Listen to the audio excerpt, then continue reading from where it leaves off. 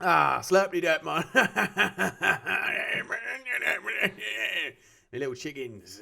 All right. Yeah. So, shall I leave that in? Yeah. I'm not doing any editing at all anymore. Until I've got 1,192 patrons, then I'm editing again. Okay, so join Patreon. Thank you for watching. Goodbye. Just kidding. Today we're going to do a vital phaser Reese bass, which sounds like this.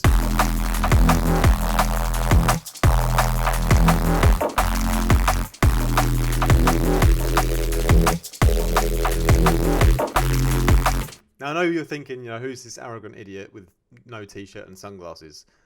Well, actually, I'm a really nice person deep down. It's just that I'm a bit scared of my YouTube subscribers sometimes, so I like to put on a sort of false image of bravado. Just to sort of, give myself some defence. Because some of the comments that come through, oh my God, I'll just have to delete them sometimes before my self-esteem is, dragged to the ground. Anyway, most of you, 99% of you are absolute legends, so I'm speaking to a very small majority. And that's completely irrelevant to this video. Sorry about that. Yeah, so what we're doing is we're going to make a sick, classic phaser kind of Vital Reese today, which sounds like this. I did that already, didn't I, that part? Okay. What I've done is I've coupled it up with a sub because I'm using a phaser on it, and it's getting a phasey, obviously. So we're going to have to adjust that, or account for that loss in power in the sub bass by adding a new one in. So I have got a new Vital patch just with a sine wave, and I've laid it underneath the other Vital bass, and look, I've EQ'd it a lot to take out the low end, and I've done some EQ smooth shaping, smooth curves to take out the sub. I like to do that rather than, so there's a bonus tip for you.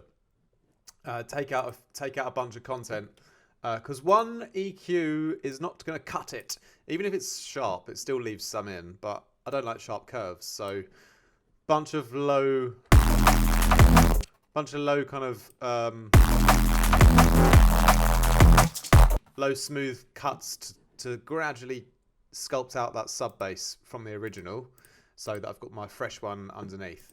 But anyway, what we're going to do is dive into the patch now. And I probably shouldn't take those off, but I'm going to mute the EQs while we're building the original patch. We're just going to focus on the one pure Vital bass here.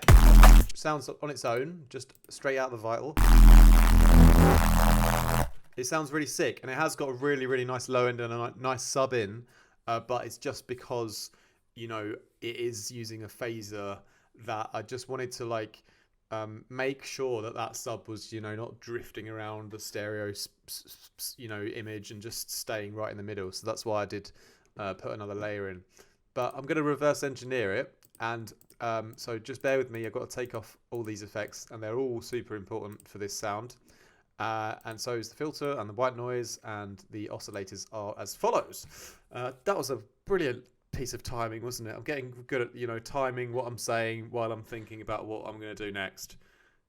Well, at least I think I am. Maybe I'm not.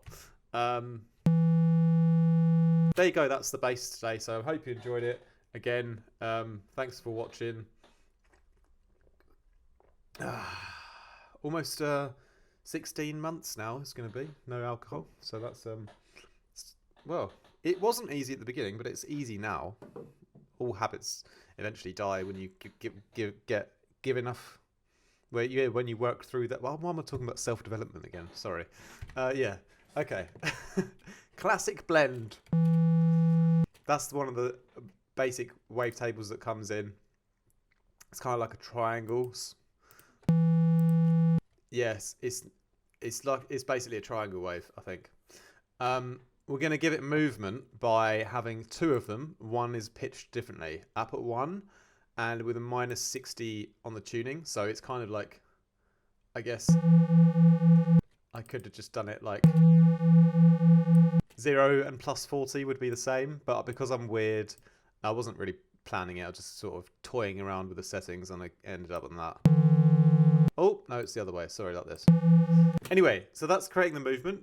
Automatic detuned movement from having two of the same wave tables pitched differently from each other at a nice speed. And I've actually timed this speed to my drum beat.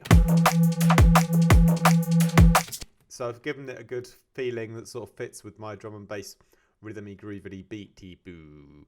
All right, then I've got a sub kind of sub bass coming in underneath. And before you ask, you know, because I'm replacing the sub later, it's not that I'm using the sine wave to have the sub in there, you know, per se, so that there's a sub in there. It's the fact that I'm using it as a creative tool to create the whole bass, because what I'm doing is I'm running the oscillators through a hell of a lot of effects and distortion, and it's the way that the sine wave or the sub bass will sort of blend together everything else, the way it will smash those triangles together with all that bass on it, that's going to create the whole character of the sound. So it's not as simple as just here's your sub bass, here's your mid range, here's that.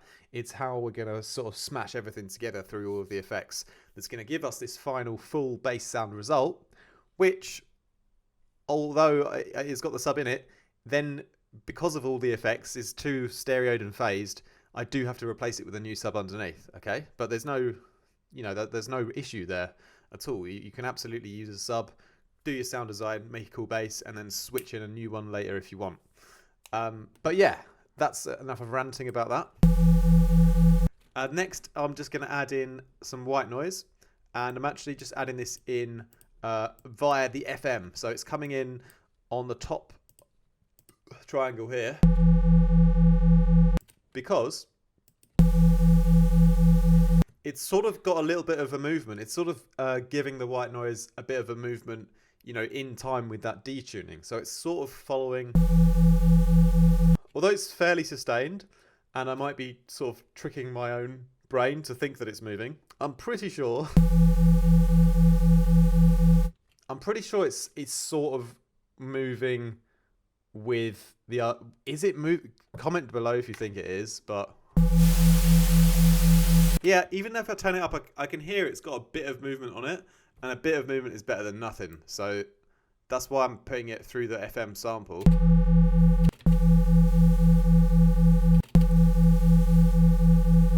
So it's got a bit of movement on it, you know, even if it's just a little bit, even if it's just in my head.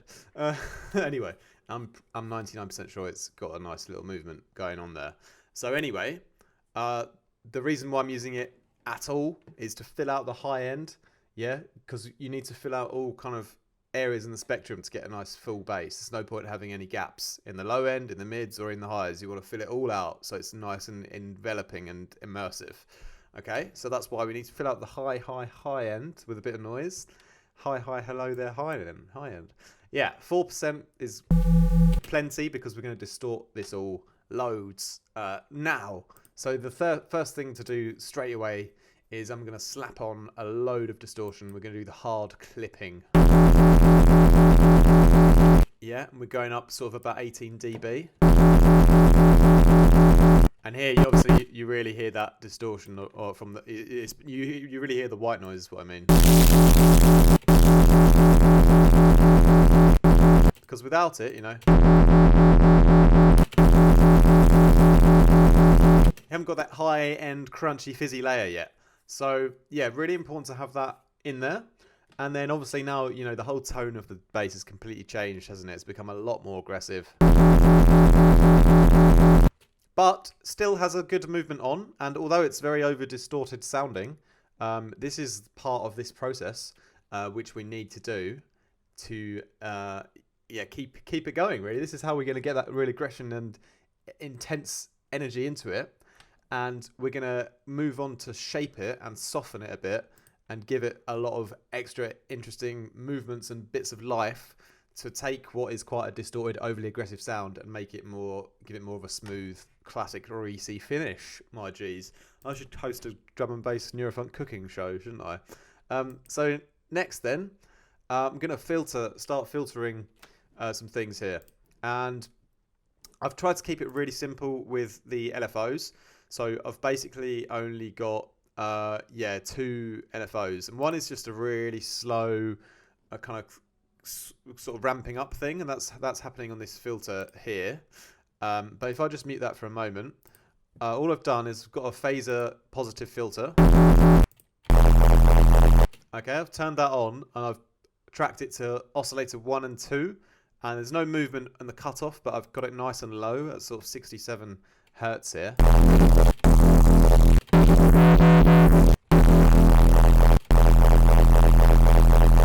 And it's really doing a lot to the movement that we've already created. So you might think it's a little bit counterintuitive because I've sort of taken that main movement away.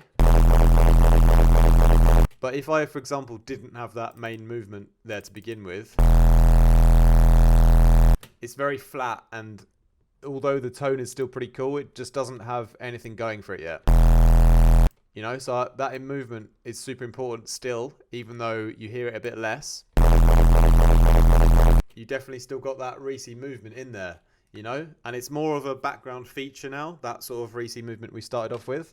But I like how the tone is just shifted quite a lot with this phaser. Yeah, so you've got that sort of, yeah, more tamed back version of the movement we created. But we're filtering in the sort of right area of kind of, yeah, tonality that gives it this Reese darkness now, yeah? You can really hear that fizzy high end still, and you can hear a bit of that movement, but we're giving more emphasis to the low mid-range, kind of essentially here, making it a bit darker. I've left out the sub oscillator, so it's just 1 and 2. And yeah, really only works nicely when they're both on together. So yeah, phaser positive, driven that up. And what I do then is to give back some of that kind of movement that we had without it. You know, this down. I'm actually going to bring that back in by mixing off the filter on this first LFO, which I just mentioned here. So this is the one that sort of just ramps up. Nice little curve. And as it goes up towards the end, the filter comes off, and we get to take that away and hear a bit of that original movement again, just for the end parts. So we got a nice little funky kind of yeah, ending part to the sort of 1 bar section. Yeah, so already kind of sounds nice there.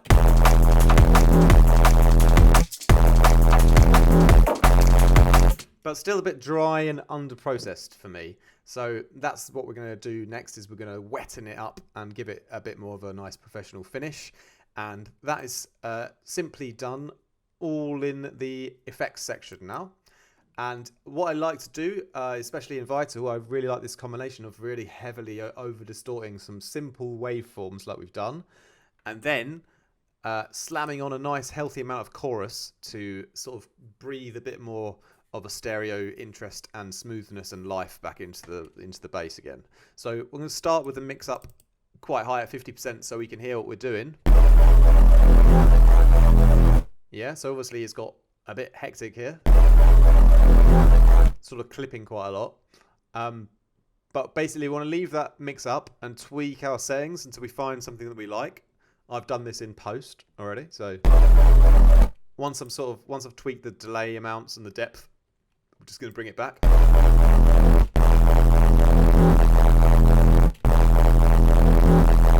Just around 15 or 16% is going to give us, yeah, nice already extra bit of stereo flavour to the sound, and sort of soften it up and wetten it up a bit. And you can hear it's becoming a bit more, yeah, 3-dimensional now as well. Definitely more depth to the sound. That's the most important thing, because it kind of lacked, you know. It's nice and dark and gritty, but no real depth to it yet. So that's what the chorus is doing. It's really adding a bit of depth here. Okay, we're going to continue to add more depth with a delay. And I've got a mid ping pong, so we got some nice left and right, you know, bits of audio being flung around here like cow dung in a field of terror. And then nice bit of 7% mix, we like that. 7 is my favourite number. So that's just the delay, the side signal. And yeah, we've got 16th, a dotted 16th and just a normal 16th. So they're coming at different speeds. And we can just adjust the filter here by turning up the cutoff, play with the spread. It's a bit weird how the EQ kind of works in Vital, but you get the hang of it. Bring this one all the way to the right and then bring this one to the left, and then you'll like be able to cut the lows out. And so we just mix that back again. Extra stereo interest and depth once again, so that's very enjoyable, isn't it? Then next we'll have another filter, because you can never have enough filters. Well, you can, because you will eventually filter everything out and there'll be nothing left. However, I've gone for it again, a phaser positive filter, the same one as before, also in a very, very similar range, around 74 Hertz. And here, again, I'm not really moving the cutoff, I'm just mixing the filter on and off. But this is just on a separate LFO, so it's just...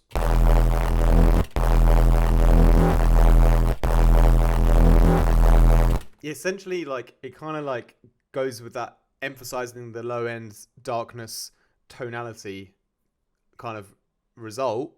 Again, just sort of taking it one step further, but applying a bit of variation and life into the Reese by giving it like another layer of different movement. Okay, so the LFO is just a simple triangle 1/2, but it's just giving this extra level of movement that's not part of, you know, the already existing movements in the sound. So yeah, you can go overboard and have like too many movements and then it all just blurs into a big mush. But if you use them sparingly, you know, it does breathe a little bit of randomness and a bit more natural, a bit more of a natural feeling into the sound. So the whole Reese, it feels a bit more realistic and enveloping because it's got another sort of movement that you don't really like super detect, but it's just there, like giving it that extra bit of random kind of life to it that it wants, because it's got to sound like a bit random, you know, the way that it's moving around. So that's one way we can do that. So then we've got a couple of other things now that also provide a bit of that extra random movement, and that's the flanger. I love this because it sort of focuses more on the sort of higher harmonics and those sort of nice higher pitched kind of parts, and yeah, really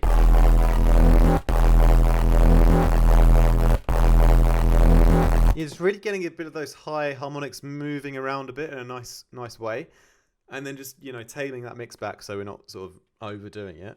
But it's up there, it's in there still, so that's a bit of an extra, nice little pitch variation.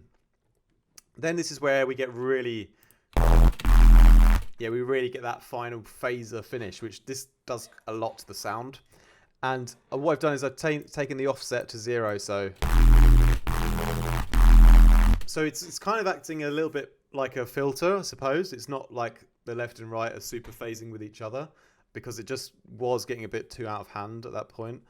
So yeah, in effect, it's a bit more like an extra filter at this point, but with some interesting shape, you know. And yeah, just a little bit of movement going on there sort of naturally. This guy is also tracked to my first LFO here. So as that kind of movement that we created right at the beginning comes up, the phaser filter sort of backs off a bit. And it's kind of an optional setting, because it does sound pretty nice without the phaser.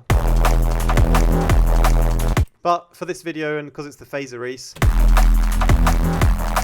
I really like what it does to the low end, like on that impact.